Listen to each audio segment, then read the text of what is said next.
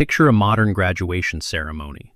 The heavy, ivy-covered brick buildings, the long procession of students wearing flowing black robes and square academic caps, the solemn, rigorous defense of a doctoral thesis. The moment a heavy parchment degree, often written in Latin, is proudly handed over to the graduate, you are taught that this highly formalized system of higher learning is the absolute crown jewel of Western civilization. You are told that the rigorous, structured pursuit of knowledge, divided into specific disciplines, and rewarded with a recognized credential, was invented in the hallowed, dimly lit halls of Oxford, Paris, and Bologna. We are taught to revere these Western institutions as the undisputed, original architects of the intellectual elite. But the structural blueprint for the modern university was not drafted by European monks. The system that grants you a bachelor's degree or a doctorate was not established in medieval England or Italy. The exact mechanics of institutionalized higher education were established centuries earlier in the bustling heart of North Africa by a Muslim woman. This is the buried record. And today, we are peeling back the layers on the university heist and how an Arab woman actually invented the Ivy League.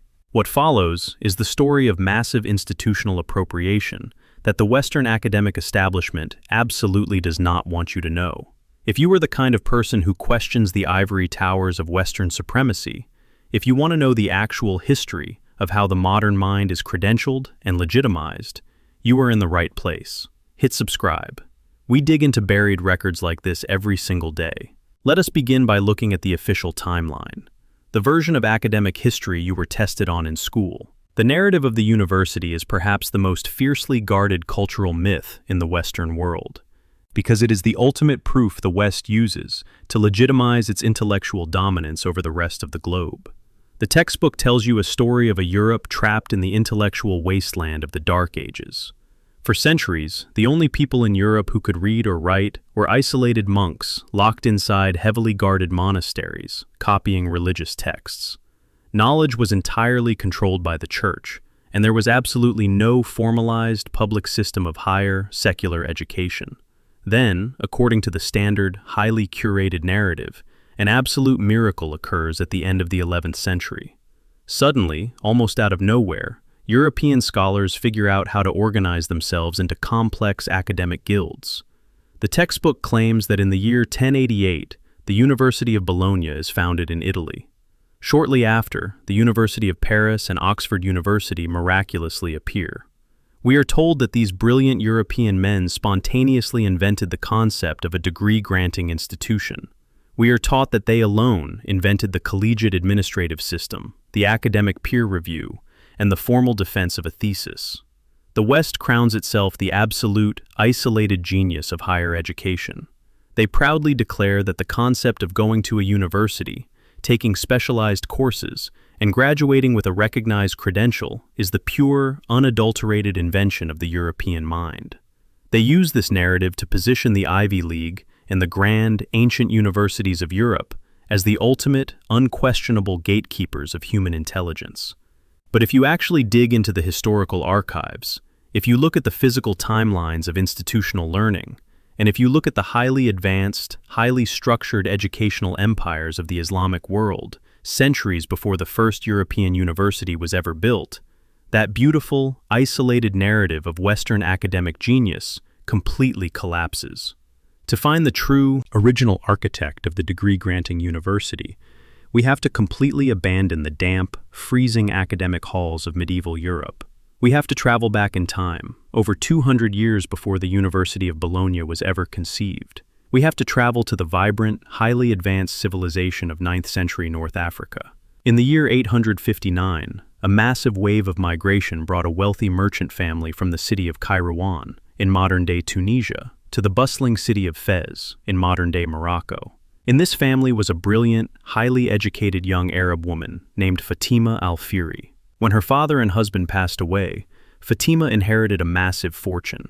But instead of hoarding this wealth, she made a decision that would permanently alter the trajectory of human civilization. She looked at the rapidly expanding population of Fez and realized they needed a center of learning that went far beyond basic religious instruction.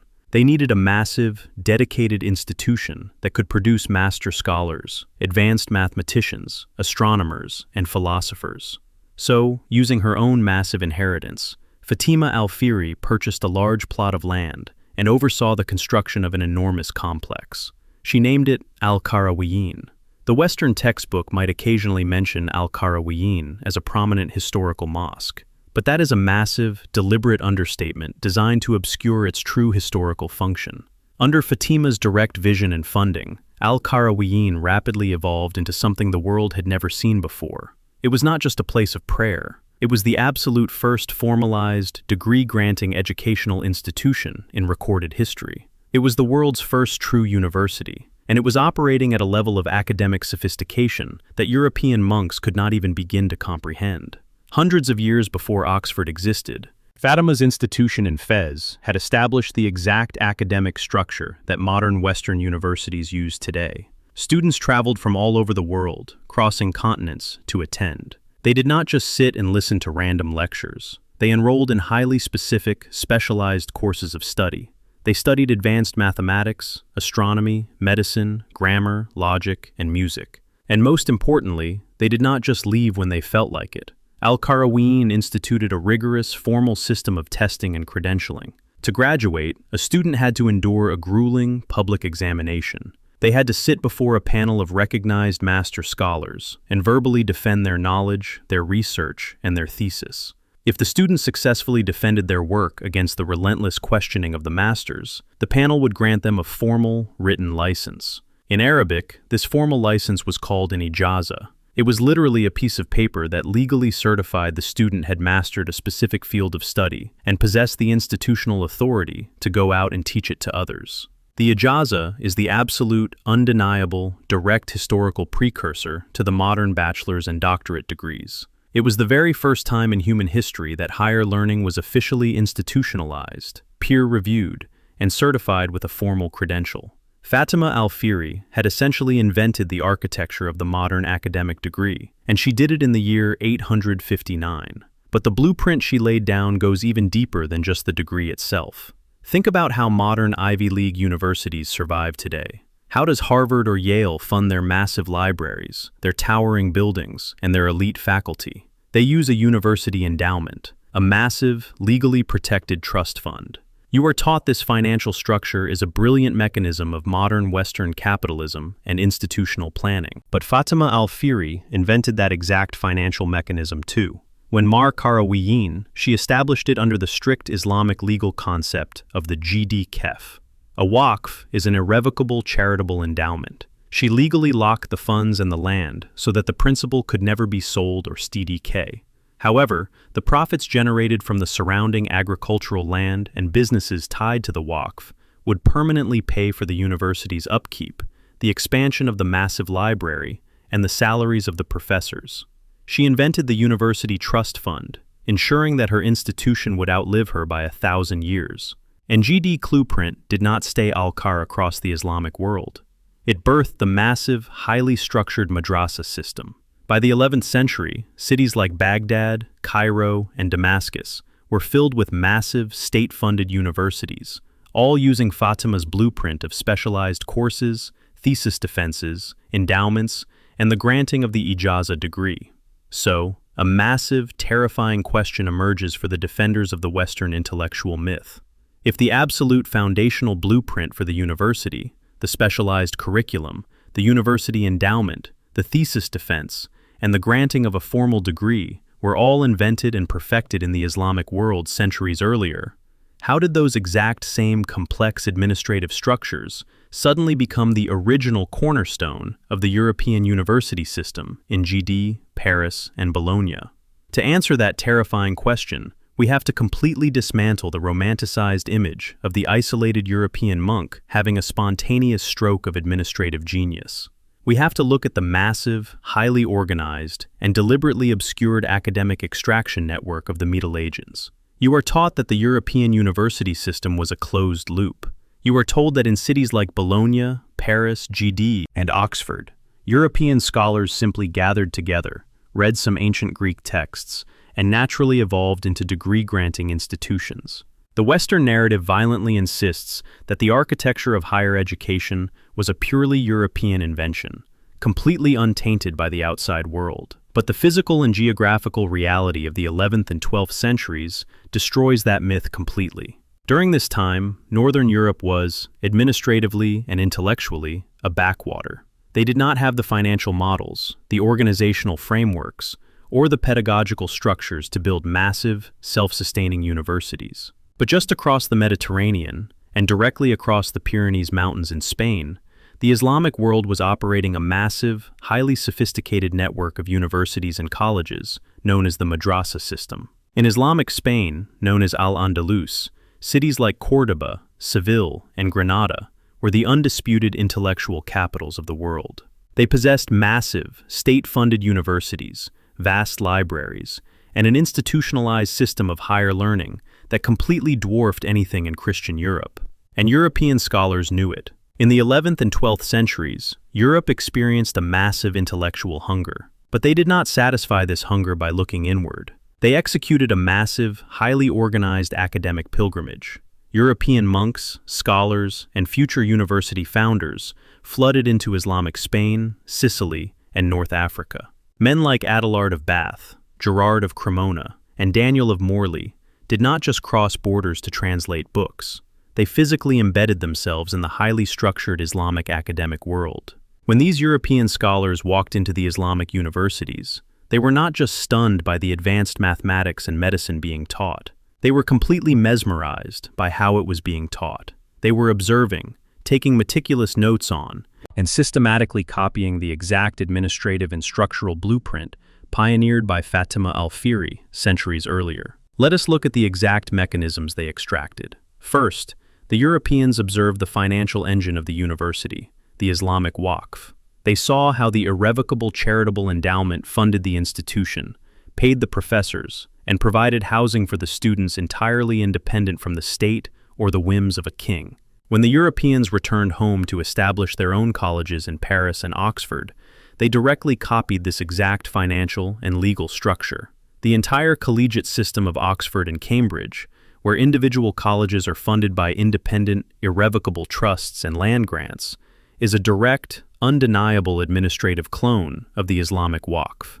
They took the financial blueprint that Fatima al-Fihri invented in Morocco and applied it directly to the English countryside. Second, the European scholars observed the formal structure of the Islamic academic faculty. In the madrasa, a master professor was granted a formal chair to teach a specific subject.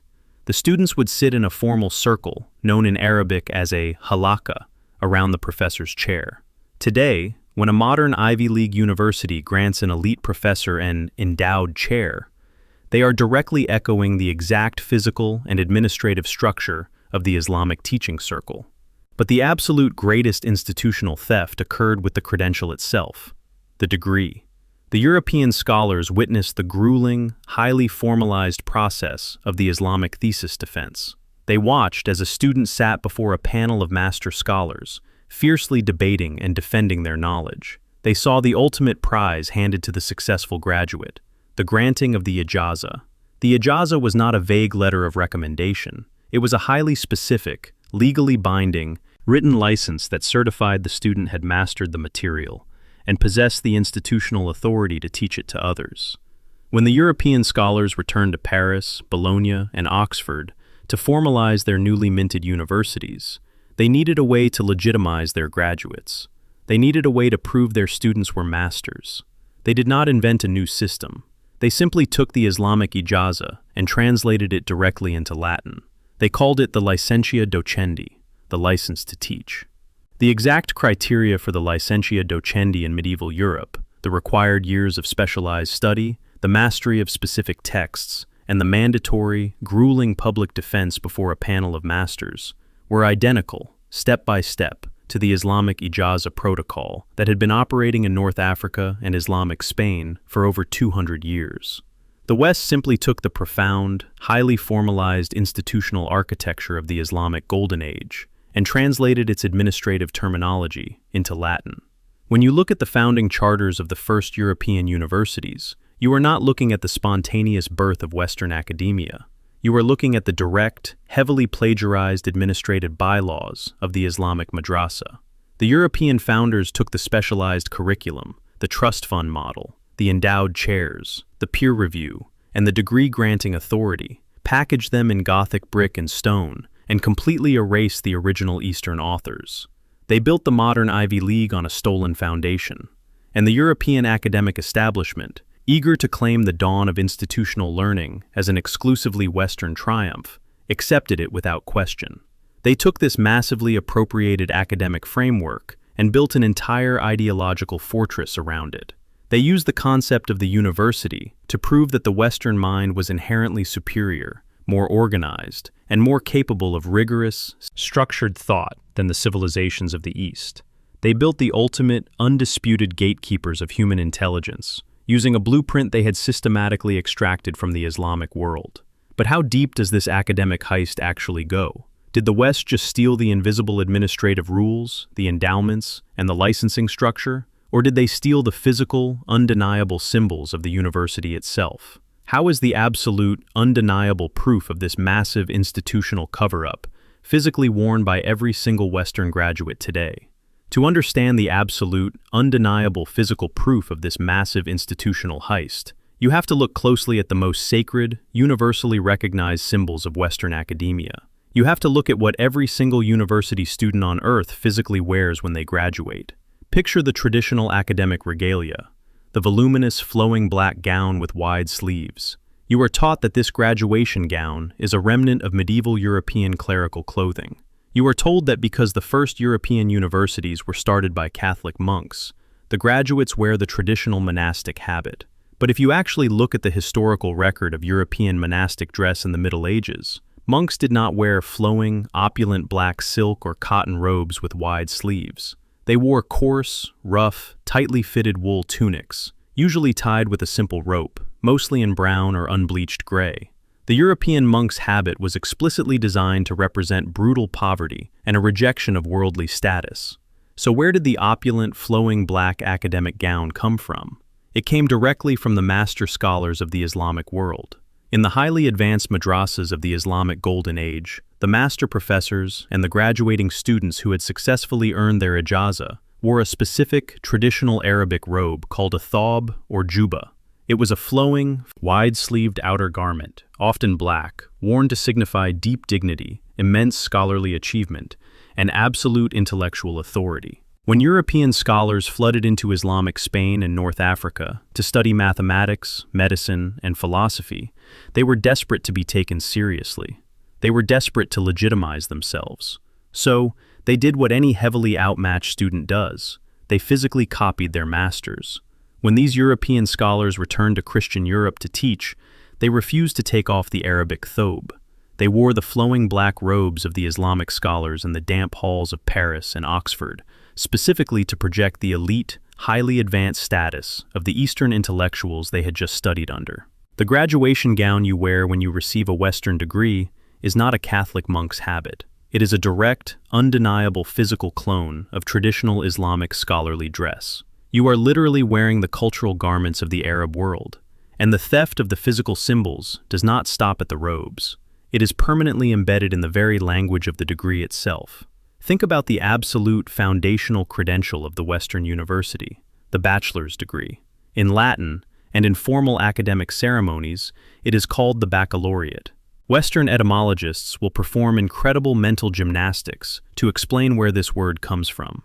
Some textbooks claim it comes from the Latin word baccalaureate, meaning laurel berry, because ancient Romans wore laurel wreaths. Others claim it comes from the French word for a young farmer or a cowherd. The Western explanations are completely disjointed, illogical, and make absolutely no sense in the context of rigorous academic licensing. But linguistic historians who study the massive translation movement of the Middle Ages point to a much more terrifying, exact phonetic reality. When an Islamic student successfully defended their thesis at institutions like al-Qarawiyyin, the master scholars would grant them their formal Ijazah. And during this exact ceremony, the master would formally declare that the student now possessed a specific legal authority. In Arabic, that specific phrase of authority is bihaqq al-riwayah. It translates literally as, with the right to transmit, or the right to teach. Say it out loud, bihaqq al-riwayah. When the European scholars systematically translated the Islamic administrative architecture into Latin, they did not just translate the laws, they heavily transliterated the Arabic terms. Bihaqq al-riwayah was directly corrupted by European tongues into the Latinized Baccalaureate.